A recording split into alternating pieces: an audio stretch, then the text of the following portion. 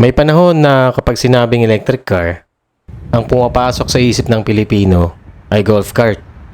Maliit, mabagal, at parang sasakyang ginagamit lang ng mayamang naglalaro ng golf habang tayo nakikipagbuno sa jeep na may 10 pasahero sa upuang pang-7. Pero ngayon, ibang usapan na. Sa parking lot ng mall, may mga kotseng nakasaksak sa pader. Sa kalsada, may mga sasakyang umaandar ng halos walang tunog.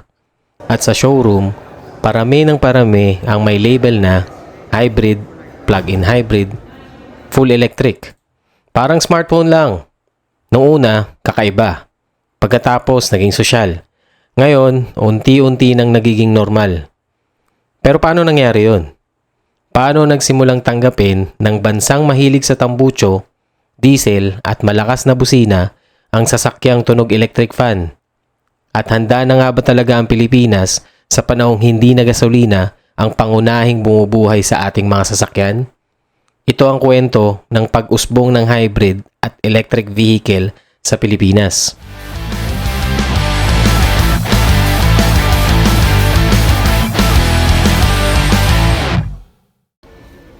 Hindi naman bagong imbensyon ng electric car.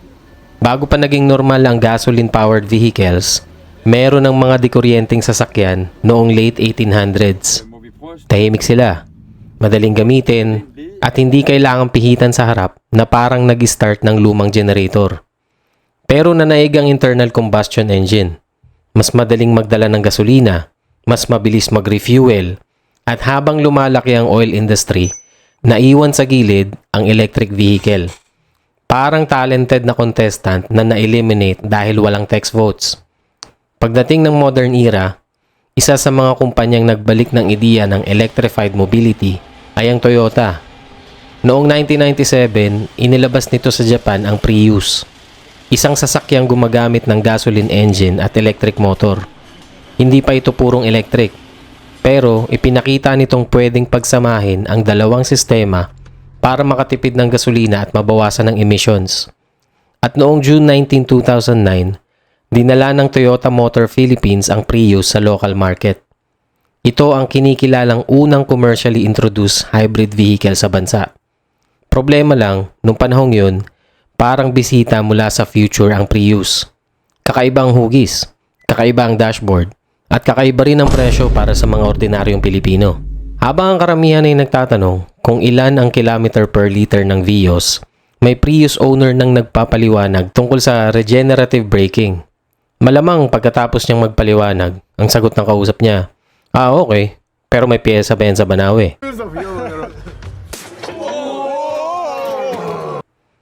Sa full electric side naman, nagsagawa ang Mitsubishi Motor Philippines ng pag-aaral gamit ang Mitsubishi i-MiEV noong early 2010s. Isa itong test vehicle at technology demonstrator, hindi pa pang mass market. Ang malaking turning point ay noong May 9, 2021, nang ilunsad ang Nissan Leaf sa Pilipinas. Ang presyo? Halos 2.8 million pesos.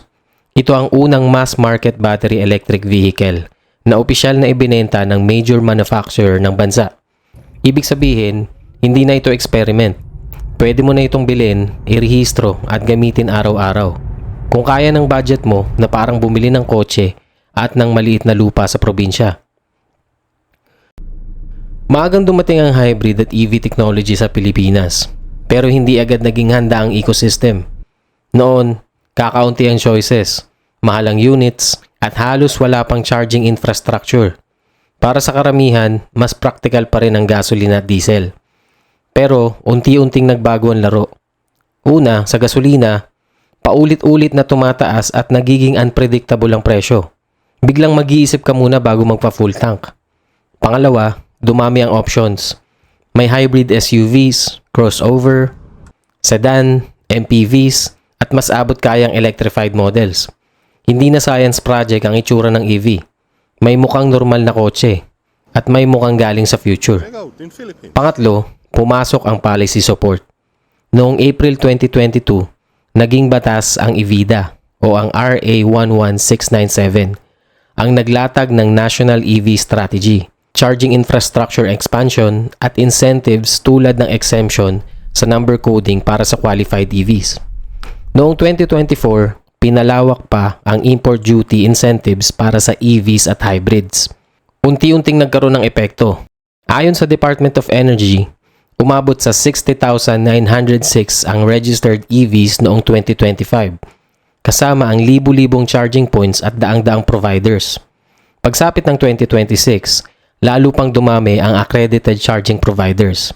Pero malinaw, hindi pa ito full-ready ecosystem. Wala pa tayong charger sa bawat kanto. Wala pa tayong fast charging sa lahat ng biyahe. Pero malayo na sa dating display lang sa showroom. Sa dami ng electrified vehicles, nagiging confusing ang terms. HEV, PHEV, BEV. Pero simple lang ang ideya. Ang hybrid, may gasoline engine plus electric motor. Hindi kailangang i-charge externally. Ginagamit ang electric assist sa low-speed driving at traffic. Nagcha-charge ang battery habang umaandar. Practical sa Pilipinas.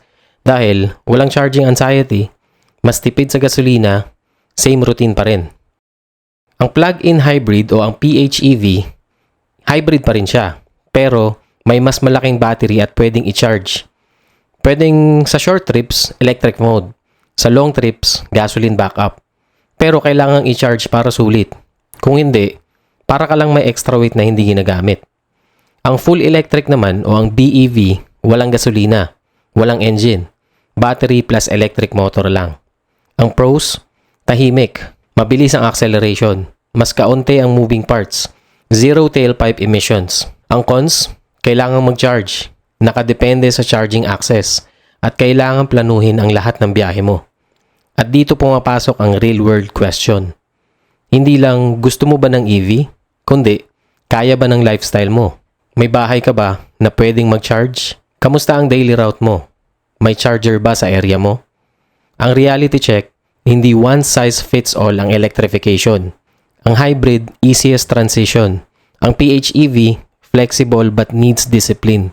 Ang EV, best long-term potential but infrastructure dependent. At kahit EV, hindi zero impact. May emissions pa rin sa manufacturing at electricity source. Mas nagiging clean lang ito habang mas renewable ang power grid. Hindi mo mawawala agad ang gasoline at diesel. Hindi rin biglang mapapalitan ng lahat ng sasakyan. Ang mangyayari ay gradual shift. Hybrid muna para sa karamihan, EV para sa mga ready ang lifestyle at infrastructure, at internal combustions para sa mga use cases na hindi pa praktikal i-electrify. Noong 2009 kakaiba ang Prius. Noong 2021 mahal ang EV. Ngayon, unti-unti na itong nagiging normal option. At sa bawat charger, bagong model, at bagong driver na sumusubok, unti-unting nawawala ang takot. Ang electric mobility ay hindi na future concept. Nandito na to. Ang tanong na lang, gaano kabilis tayong makakasabay? Dahil ang susunod na pagbabago sa kalsada ng Pilipinas, hindi na maririnig sa tambucho. Pero siguradong mararamdaman.